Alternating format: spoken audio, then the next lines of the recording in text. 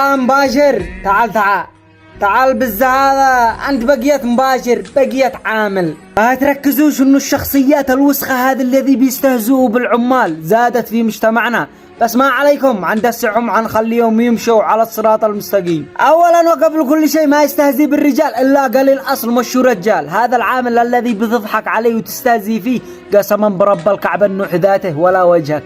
هذا العامل شاقي على أسر، هذا العامل بيأكل نفسه لقمة حلال، مش سعما أنت مراعي لأبوك لو ما يجيب لك قرشين، ولو حتى بتمزح معه مز ما حد يمزح بهؤلاء الأشياء، ولو حتى هو متقبلك بس من داخل بيموت قهر.